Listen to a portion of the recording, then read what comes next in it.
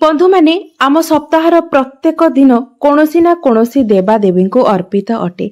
सेही भली शनिवारटी भगवान शनिदेव को अर्पित अटे। एही दिन शनिदेव को पूजा करिवार विधि रहिछि। एही दिन शनिदेव को पूजा करी जड़े शनि दोषरु मुक्ति पाई पारि थाए। जदि आपण मध्य शनि 7.5 किंबा शनि धाया परी दोषरु मुक्ति पाइबाकु चाहुछंती तेबे शनिवार दिन शनिदेव को राशि एवं तेल अर्पण करंतु। एहा सहित प्रत्येक शनिवार दिन ओस्त गछ मूलरे एक दीप मध्य जालंतु। एहा अत्यंत शुभ एवं फलप्रद बोली माना जाय थाए। जदि आपण आपणकर जीवन रे अनेक गुड़िए समस्यार सम्मुखीन हेउछंती तेबे निश्चित भावरे शनिवार दिन आपण एही प्रतिकार गुड़िक करिबा पई चेष्टा करंतु। तेबे बंधु माने आसंतु जानिबा आपण शनिवार दिन केउ सबु प्रतिकार करिबा द्वारा आपणको लाभ प्राप्त होइथाय। तेबे बंधु माने ता पूर्वरु वीडियोटी को लाइक करी चैनल टी को सब्सक्राइब करि दियंतु एवं कमेंट बॉक्स रे जय शनिदेव निश्चय लिखंतु।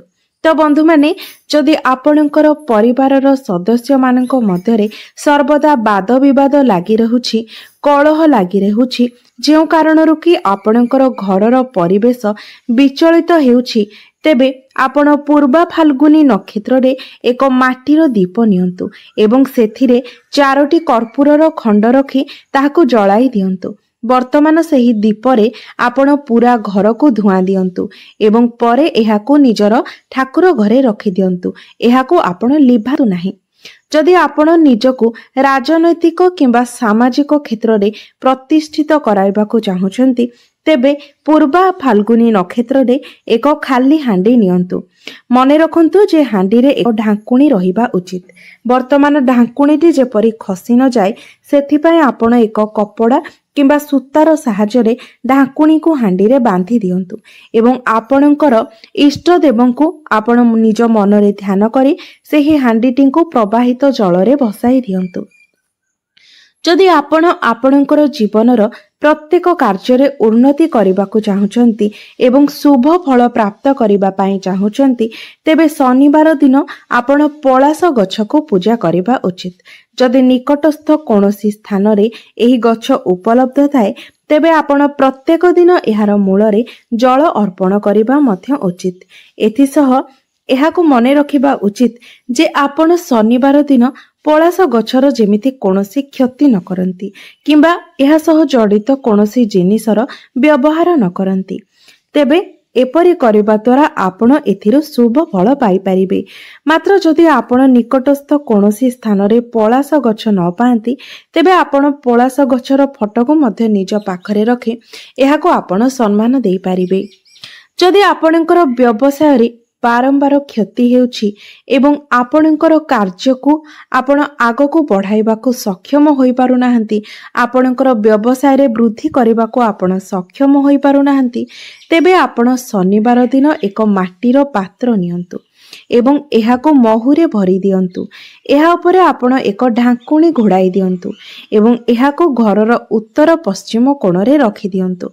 दिन सारा आपण सेही हांडी को सेठारे रखंतु।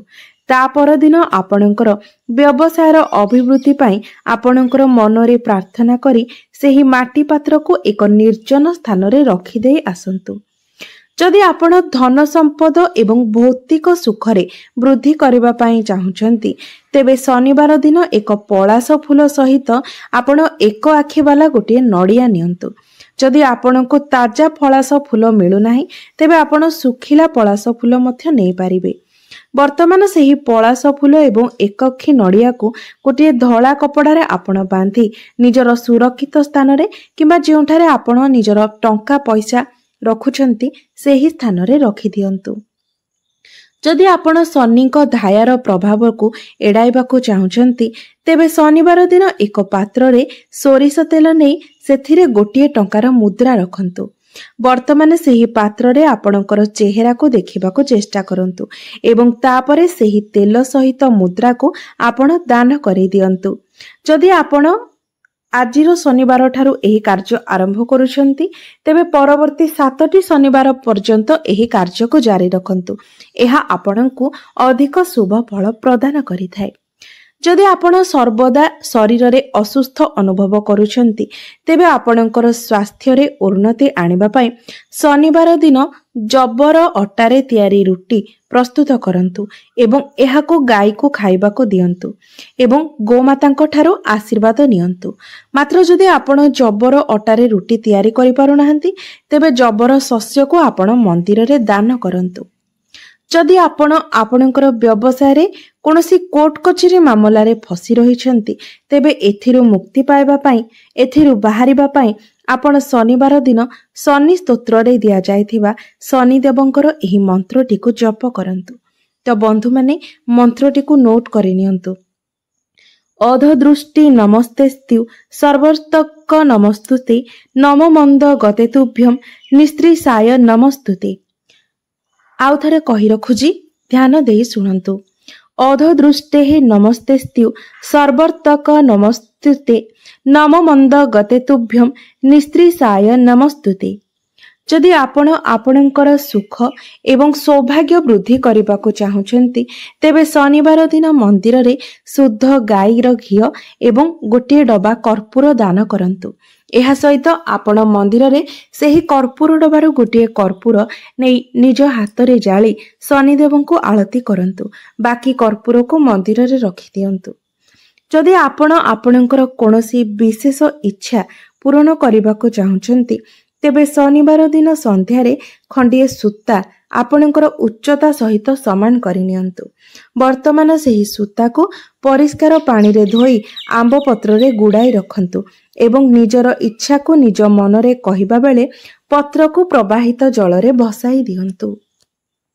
ଯଦି ଆପଣ କଠିନ ପରିଶ୍ରମ ପରେ ମଧ୍ୟ ସଫଳତା ହାସଲ କରିପାରୁନାହାନ୍ତି ତେବେ ଶନିବାର ଦିନ ସନ୍ଧ୍ୟାରେ ଶନିଦେବଙ୍କୁ ପୂଜା କରିବା ପରେ 11 ଥର ଶନିଙ୍କର ମନ୍ତ୍ର ଜପ କରନ୍ତୁ। ତେବେ ମନ୍ତ୍ରଟି ହେଉଛି ଓମ୍ ଶମ୍ ଶନିଶ୍ଚରାୟ ନମଃ।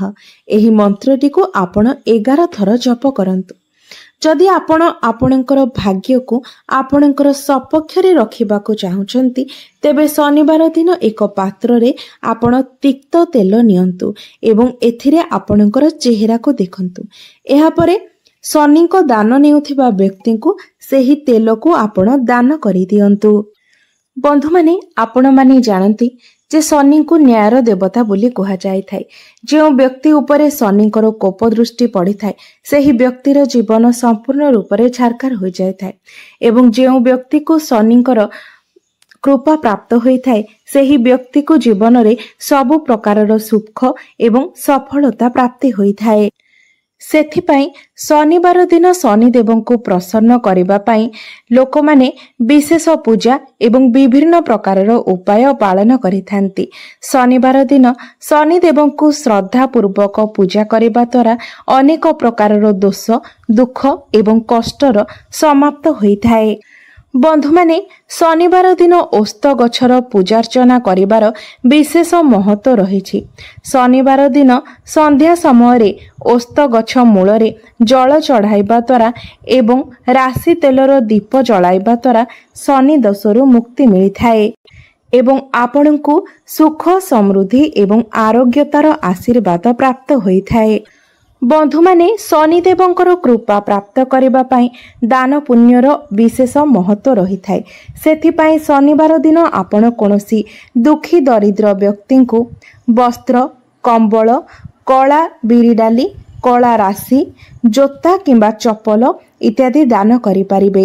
ଏସବୁ ଦାନ କରିବା ଦ୍ୱାରା ଆପଣଙ୍କ ଉପରେ ଶନିଦେବ ପ୍ରସନ୍ନ ହୋଇଥାନ୍ତି ଏବଂ ଆପଣଙ୍କ ଜୀବନରେ ଚାଲିଥିବା ଅନେକ ଗୁଡ଼ିଏ ସମସ୍ୟା ଏବଂ ଦୁଃଖ ମଧ୍ୟ ଧୀରେ ଧୀରେ ଦୂର ହୋଇଯାଇଥାଏ। ଶନିବାର ଦିନ ପଶୁ ପକ୍ଷୀଙ୍କର ସେବା କରିବାର ମଧ୍ୟ ଅଧିକ ମହତ୍ତ୍ୱ ରହିଛି, କାରଣ ଶନିବାର ଦିନ ପଶୁ ପକ୍ଷୀଙ୍କର ସେବା କରିବା ଦ୍ୱାରା ଆପଣଙ୍କୁ ଅଧିକ ଶୁଭ ଫଳ ପ୍ରାପ୍ତି ହୋଇଥାଏ ଏବଂ ଆପଣଙ୍କର ଶୋଇ ରହିଥିବା ଭାଗ୍ୟ ମଧ୍ୟ ଜାଗ୍ରତ ହୋଇଥାଏ। ତ ଏହି ଦିନ ତ ପଶୁପକ୍ଷୀମାନଙ୍କର ସେବା କରିବାର ମହତ୍ତ୍ୱ ରହିଥାଏ, ମାତ୍ର କଳା କୁଆ ଏବଂ କଳା କୁକୁରର ସେବା କରିବା ଏହି ଦିନ ବିଶେଷ ବୋଲି ମାନାଯାଇଥାଏ। ଆପଣ ଯଦି ଏହି ଦିନ କଳା କାଉ କିମ୍ବା କଳା କୁକୁରକୁ ଖାଇବାକୁ ଦିଅନ୍ତି ତେବେ ଆପଣଙ୍କୁ ଅଧିକ ଶୁଭ ଫଳ ପ୍ରାପ୍ତି ହୋଇଥାଏ। ଯଦି ଆପଣଙ୍କ ଉପରେ କରଝର ଭାର ବଢ଼ିଯାଇଛି ତେବେ ଆପଣ ଶନିବାର ଦିନ कला गाई को बुंदीर लडू खाइबाकू दियंतु एवं गाईर मथारे कुंकुमर तिलक लगाई दियंतु एवं गाई को यथाविधि पूजा करंतु। एपरि करिबा द्वारा आपणଙ୍କୁ ऋण करज भारରୁ मुक्ति मिली थाए।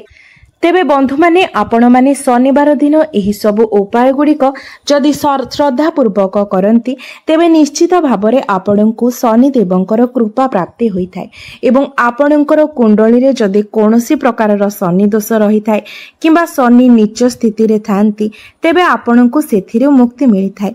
तो बंधु माने मोर एही भिडियोटी जदि आपण माननको भलो लागि थाए तेबे भिडियोटी को लाइक करी चैनल टी को सब्सक्राइब करि दियंतु एवं कमेंट बॉक्स रे जय शनिदेव निश्चय लिखंतु।